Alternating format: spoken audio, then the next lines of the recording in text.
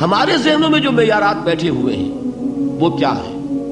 کامیابی پیسے سے ہے، کامیابی جائیداد سے ہے، کامیابی کاروبار سے ہے، کامیابی شہرت سے ہے، کامیابی اقتدار سے ہے.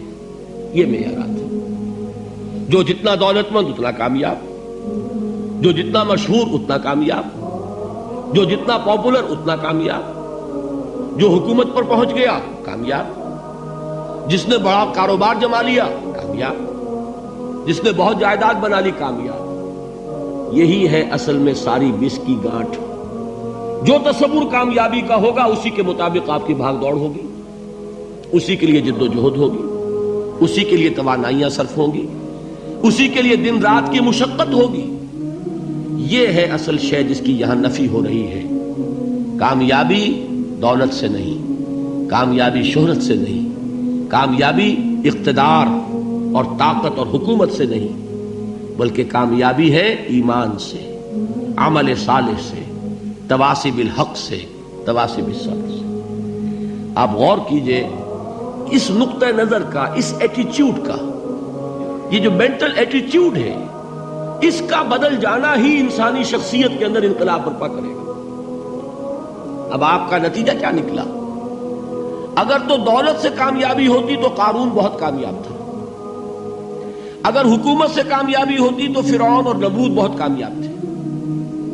کامیابی ان سے نہیں ہے. کامیابی انسان دولت میں قارون کی دولت تک پہنچ جائے اور دنیا میں دبدبہ اور اقتدار اور سلطنت اور حکومت کے اعتبار سے وہ نمرود اور فرعون کا مقام حاصل کر لے، وہ ناکام ہے، خائب ہے، خاسر ہے، برباد ہے.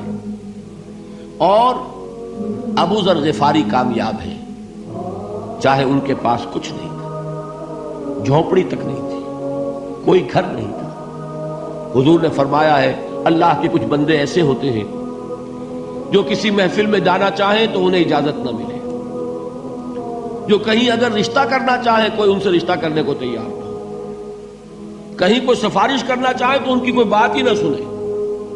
لیکن اللہ کے ہاں ان کا وہ مقام ہے کہ اگر بھولے سے بھی کسی بات پر قسم کھا بیٹھتے ہیں تو اللہ ان کے قسم کی لاج رکھتا ہے. یہ ہے فرق.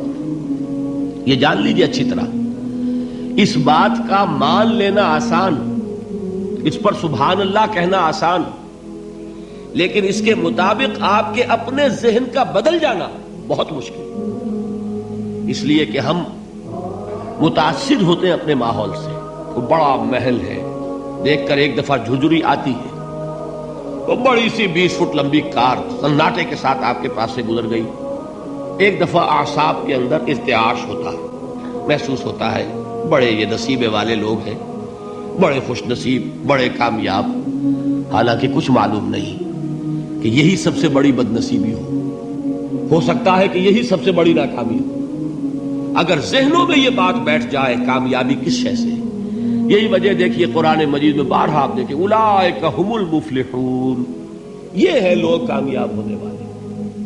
آج یہ آپ نے نماز میں وہ آیات سنی، یا ایھا الذین آمنوا ارکعوا واسجدوا واعبدوا ربکم وافعلوا الخیر لعلکم تفلحون. اے ایمان والو، رکوع کرو، سجدہ کرو، اپنے رب کی پرستش اور بندگی کرو اور اچھے کام کرو تاکہ تم کامیاب ہو جاؤ. تو کامیابی کن چیزوں سے ہے؟ یہ ہے سب سے بڑا سبق.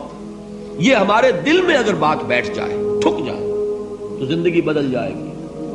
صبح و شام بدل جائیں گے، نقشے بدل جائیں گے، بھاگ دوڑ کا رنگ بدل جائے گا، ویلیو سٹرکچر بدل جائے گا. آج وہ ایک چیز نہایت اہم نظر آ رہی ہے، کل نہایت غیر اہم نظر آئے گی. جیسے کہ حضور کی حدیث ہے مالی ولی الدنیا، مجھے تمہاری اس دنیا سے کیا سروکار ہے. انما مثلی کراکب استظل تحت شجرۃ ثم راح فترکها، میری مثال تو اس سوار کی سی ہے جو تھوڑی دیر کے لیے ایک درخت کے سائے میں ٹھہرتا ہے سستانے کے لیے، پھر وہ اپنا راستہ لیتا ہے. اسے اس درخت سے مستقل تعلق اس کا نہیں ہے، وہ اس کا گھر نہیں، وہ اس کی منزل نہیں. اسی طرح یہ دنیا میرا گھر نہیں ہے. اب دیکھیے ہم کہتے ہیں انا للہ و انا الیہ راجعون، ہم تو مسافر ہیں، ہم اللہ کے پاس سے آئے، اللہ کی طرف ہمیں لوٹ جانا ہے. کن فی الدنیا کانک غریب و عابر سبیل، حضور فرماتے ہیں دنیا میں ایسے رہو جیسے کہ تم اجنبی ہو یا راہ چلتے مسافر. لیکن یہ طرز عمل کب ہوگا؟ جبکہ یہ آیت ہمارے ذہنوں کے اندر بیٹھ گئی ہو. والعصر ان الانسان لفی خسر الا الذین آمنوا وعملوا الصالحات وتواصوا بالحق وتواصوا بالصبر. یہ ہے اصل بات جو میں نے عرض کیا تھا کہ میں بتاؤں گا صحابہ کیوں ایک دوسرے کو یاد دلاتے تھے. اس لیے کہ دیکھیے جیسے برف باری اگر ہو رہی ہو، آپ باہر نکلیں گے تو برف آپ کے کپڑوں پر جم جاتی ہے نا، تو آپ جھٹکتے ہیں کپڑوں کو تاکہ برف ہٹ جائے. ہمارے ایمان پر اس دنیا میں رہتے ہوئے جب ہم متاثر ہوتے ہیں ماحول سے تو گردہ آ جاتا ہے، برف پڑ جاتی ہے، اس کو جھٹکتے رہنے کی ضرورت ہے.